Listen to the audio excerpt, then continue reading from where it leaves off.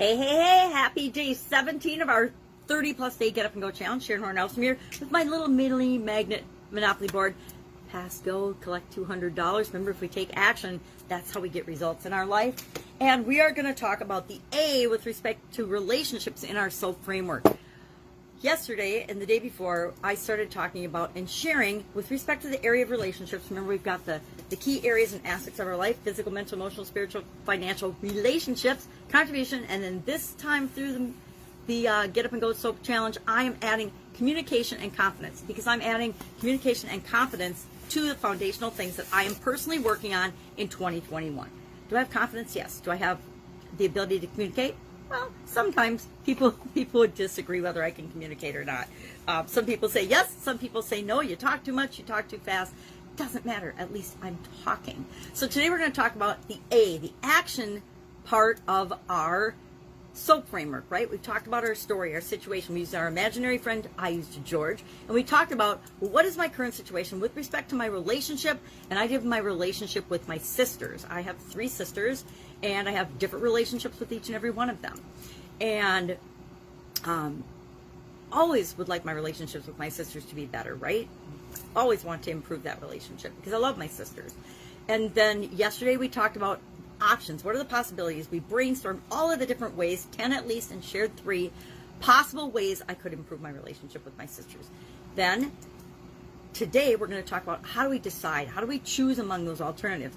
And I should have shared this particular technique first because it's the simplest and the easiest. It is the plus or minus technique, and you have probably heard of it. I learned it from my dad when I was a little girl. He had a household full of women, and he's like, all right, we need to figure out how to make decisions with this group of people and girls. And he was a manager for 3M, and I don't remember his title when he finally retired from 3M, but he worked his whole career at 3M while he had businesses on the side.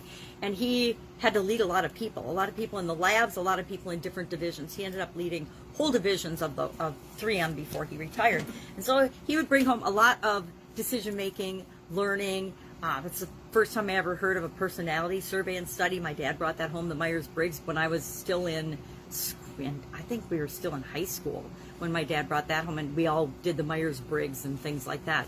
So we learned a lot of leadership skills and a lot of management techniques and strategies through my dad's application of them. And one of those things was, hey, you got to be able to make a decision, and you have to be able to make a decision that makes sense quickly. And he taught us the plus and minus tool, where when you've got a choice to make or a decision to make, you look at what are the positives, and you just brainstorm a couple of positive things about making that choice, and what are the negatives about making that choice. Maybe it's going to cost too much. Maybe it takes too much time, but it's really the long-term best solution. And you just quickly do that. And I've actually used that particular tool my entire life. I've used it on and off for all kinds of decisions, especially decisions where it was very subjective and it was based a lot on my feeling about things and soft and mushy type things that needed to have a decision made about them, more than cold hard facts and subjective information that I could, and data that I could collect to support my particular choice one way or the other. For example, I used the plus or minus strategy when I decided if I was going to marry my husband or not.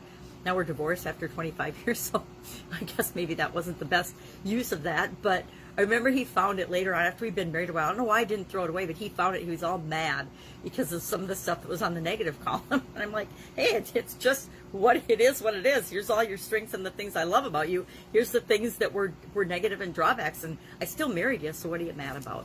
But all you do is you make a list of the positive things, a list of the negative things, and then you look at that list and you say, what makes sense for me? Now I want to teach you another technique, but that's one that we all can always have in our back pocket. You can do that in your head anywhere, anytime. Decide where you want to eat for dinner. Have you ever gone out with a group of people and you got 6 or 8 adults and nobody can make a choice or a decision where you're going to go? Hate that. Always hated that. Especially groups of women. We'd go out to eat or lunch. Nobody could decide where to go. It's like, all right, I'd always have 3 places in my head before we went and decided that we were going to go somewhere. So we could just pick among those 3. And then we would just say, well, I like this or I don't like that. And you can do it in a group, right? Where people say, these are the things I like about that. Nah, here's why I don't want to go there. And then the whole group can decide where you're going to go. But we can do that with ourselves. I want to go here because of ABC. I don't want to go because, D, E, F, or whatever. Another technique, the technique I really want to teach you today about choosing among alternatives, is something called nominal group technique. Now, there are lots of ways to do anything nowadays, including nominal group technique.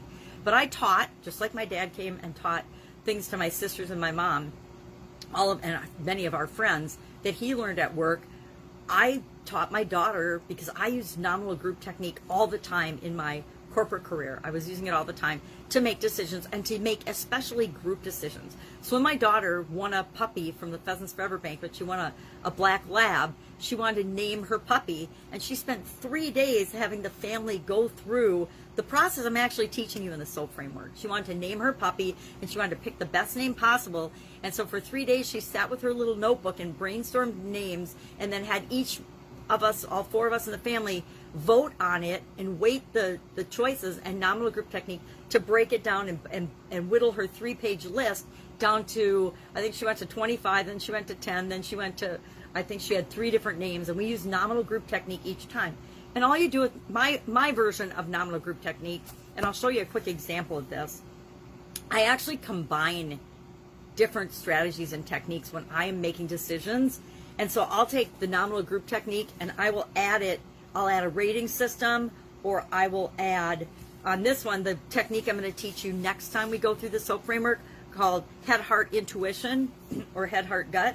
But I'll combine them together and then do ratings and weightings that way. But with nominal group technique, normally you take the number of alternatives you have, minus 1, and then you vote on and weight by what's most important or feels like the most best one for you. You give the one that's the most important 9, 8, 7, 6, 5, 4, 3, 2, 1, and you rank the choices that way. Now, when you have a group doing that, the whole group, if you have 10 choices, everybody in the group will vote their 9, 8, 7, 6, 5, 4, 3, 2, 1, and then you add the total of the group numbers up, and whichever vote, and that's how you determine the ranking, 3, 2, 1, based on the total numbers. The one that gets the most votes is the biggest priority to the most people, therefore it is the number 1 choice, things like that. So that's just a really quick and dirty version of nominal group technique.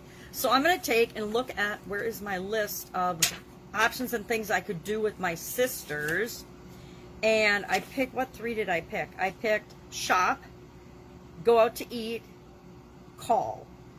And so I'm going to take and I'm going to use, I could quickly and easily use my plus and minus one. It's pretty easy to just call my sisters. I could call them all, except one talks for like 2 hours on the phone, but I could call in and call her last at bedtime. So it doesn't take us all.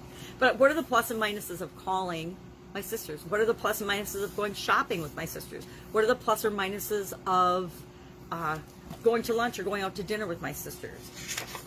Things like that. So I can use the plus or minus on that, or I can nominal group technique. All right, well, if I call them, that's quick and easy. So if I'm ranking those 3 things, call, shop, or lunch, shopping could take hours, lunch could take a couple hours, calling could be the quickest and easiest. So I would rank those, if I'm nominal group techniquing, those 3 things, I would just rank them. I would give the most weight to calling, because that's the quickest, easiest for me to do. So what am I going to try to do? Call my sisters. I'm not saying for sure. I want you to do this today, though. I want you to take your list of 10 things that we came up with as options, and using our visualization to say, okay, what else is possible? Of those, if you're going to use nominal group, go ahead and use all 10, and then just say, how would I rank these right now? And it's our decisions. So often we spend so much time commiserating over our decisions, and it's really not that important. We just pick something and do it. Pick something and do it. I'm like, decide and do, decide and do, decide and do. Get up, go, do it.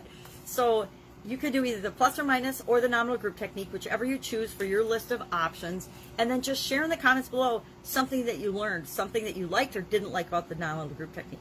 To me, improving my relationship with my sisters doesn't really require nominal group technique decision making. It's a plus or minus. And so we want our use of a tool to fit the situation, but I want you to be equipped with all the tools, because some situations, for example, if we're looking at our financial situation, For financing, a lot of times I'll use nominal group technique because I actually have data and things that I can look at to decide between the alternatives. So pick an alternative, pick an action, and do it today. Pick an action and do it today. Share in the comments below. I'm going to erase that, not how you feel. Share in the comments below exactly what you do today. I'm going to call my sisters, all three of them. That's my commitment right now. That's my action. Because just thinking through it now made it easy to decide what's the next thing to do. I'm going to call all my sisters. That's it. Go out and have an awesome day. Any questions? I know I did a terrible job explaining nominal group technique. Again, you can go to the private group or to the page and you can search it in the left-hand column bar of the Facebook group or the private Facebook page, and you'll get a much better description and much better explanation of nominal group technique in there somewhere. Or you can always Google it and you can look it up yourself and find out what works for you with respect to that. And again, I'm going to warn you, there's all kinds of complicated versions of nominal group technique, and there'll be all kinds of businesses wanting to sell you their consulting services to do nominal group technique for you. That pretty much applies to corporations and big, complicated decision making and models, not what we need to do to run our own lives. All right, have an awesome day. I will, of course, be with you tomorrow. Bye. Get up, go do this.